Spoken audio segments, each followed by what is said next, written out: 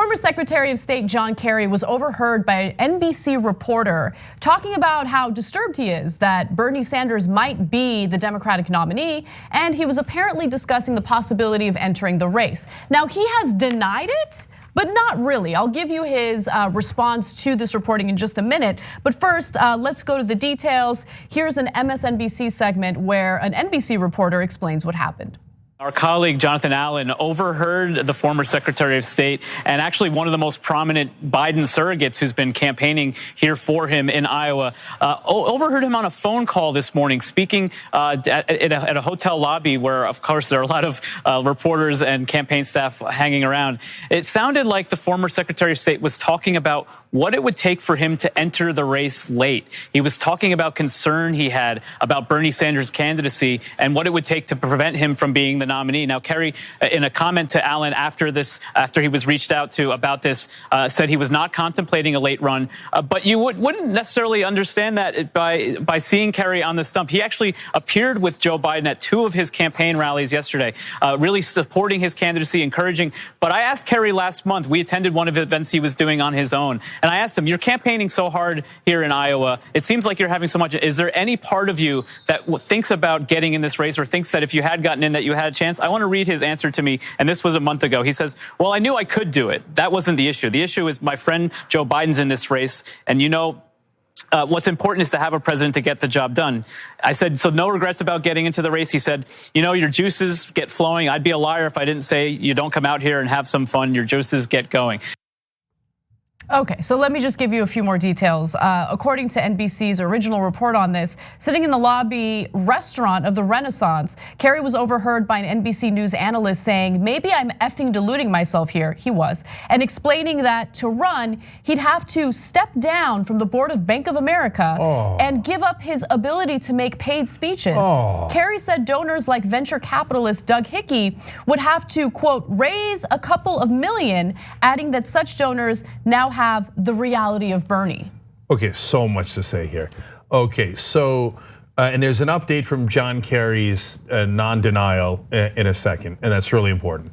So first off, wow, what a betrayal of Biden.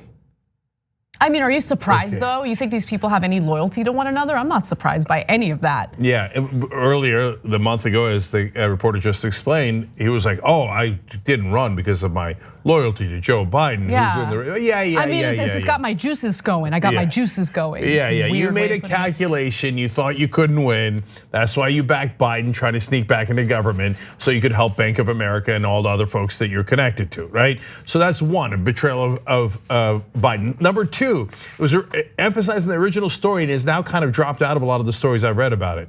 It's that John Kerry was basically saying Biden ain't gonna win. Bernie's gonna beat Biden. And that's why once Biden loses, and it's obvious he's gonna lose, then I'm thinking of coming in. So the people closest to Biden are the ones going, he ain't gonna win. Remember, Obama said these old white men, they were in politics too long. He might have been referring to Bernie as well, but he was definitely referring to Biden. That's Obama saying that about Biden. They're worried about Biden. And I don't know if they think there's something wrong with him, but they think he's gonna lose. Okay, that's for sure. Now we move on to Bernie, and actually the core of this story, which is how the Democratic Party works. I'm gonna call a venture capitalist. They don't like Bernie Sanders. Well, I'm already with the bankers. I'm already on the board of Bank of America. I'm making a ton of money from the bankers, but I'll call someone else in finance, step off for now, wink, wink, okay? Get finance guys to back me, get Wall Street to back me. A couple mil. Yeah, just throw in a couple of million. What's the big deal? Because they now realize, oh no, Bernie's gonna win, okay? And so now here come the bankers, not bankrolling the Republican Party, bankrolling the Democratic Party, saying, make sure that you defeat that guy who's actually gonna serve the average American. Go get him, John Kerry. And he's thinking about it. He's like, oh, maybe I'll get in. By the way, get in, the water's warm. Come on, John, come on, get in. See how that turns out for you. Because you had all these genius moderates that they were gonna put into the race. Where are they, where are they? Oh, they're at the bottom, they're at the absolute bottom. What happened? Okay, yeah, get in, embarrass yourself, humiliate yourself. But understand who corporate Democrats work for. They work for Wall Street. Understand why they can't stand Bernie Sanders, because he works for you. So when he was asked about that phone conversation, he attempted to deny things, but not really. So let me give you the statement. Asked about the call later Sunday, Kerry said he was absolutely not contemplating joining the Democratic primary race. He reiterated the sentiment in a tweet later saying, quote, "Any report otherwise is effing or categorically false." Minutes later, he deleted the tweet and reposted it without the expletive. And he also said, quote, "A friend who watches too much cable called me wondering whether I'd ever jump into the race late in the game if Democrats were choosing an unelectable nominee." Yeah. Spare us your gut opinion. "I listed all the reasons I could not possibly do that and would not, and will not under any circumstances do that." Yeah. Okay, but I want to read you the sentence above that because it's so important. First, he does the same thing that a lot of corporate Democrats do. Sometimes they'll throw in a curse word to. So edgy. Yeah, that's right. To substitute in for actual authentic passion, right? Yep. So like, oh, I was effing not do that. But here's the important sentence that came right above the quote that Anna just read. "This is a complete and total misinterpretation based on overhearing only one side of a phone conversation." Oh, in other words, you did say it. So you said it, not that they're lying, because it's not like, look, I'm super open to believing that mainstream media might lie, okay? But you're admitting they weren't lying, that you did say that, but they heard one side of a conversation. Who cares about the other side of the conversation? What they heard was all the quotes that we just read you. So apparently that was true. You're saying it's just misinterpreted. Okay, you interpret it any way you like, but you saying I'm gonna call a venture capitalist to give me a couple of $1 million because Bernie might win and we know Biden's gonna lose. I interpret that as exactly what you just said, right? You can interpret it any other way, but you're full of crap.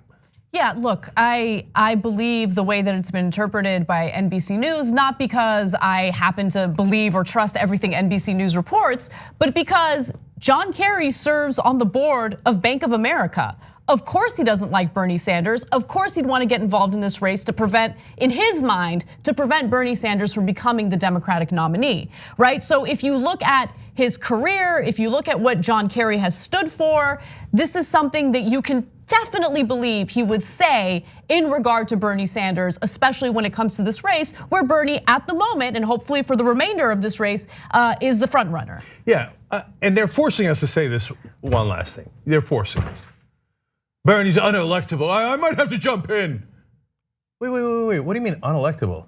Didn't your sorry ass lose to clown George W. Bush? And you have the temerity to talk about unelectable. George W. Bush has an IQ of 68 or so. He's one of the dumbest people alive. Yes, Trump managed to outdumb him. But remember, Bush was an absolute fool. And he had gotten us into the debacle that is the Iraq War.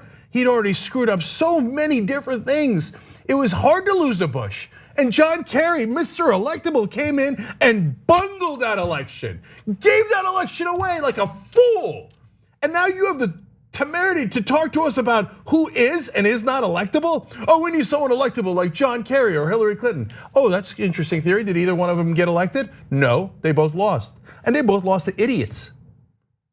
But we should go with Bernie Sanders because he's not electable, only the establishment is. I think you might be misunderstanding that word. Someone who loses an election is by definition not electable. Don't miss your chance to win a trip to Los Angeles and have dinner with Cenk, John, and me. Just head to tyt.com/dinnerinla to register to win. Sign up for a free Aspiration Spend and Save account. Then you just register your eligibility and swipe your Aspiration card daily on purchases to gain entries. Not only are you entering to win a trip to Los Angeles and dinner with TYT hosts, you're also not depositing your hard-earned money into fossil fuel exploration or production. As a friendly reminder, even if you already have an Aspiration account, you must still register for eligibility into the sweepstakes.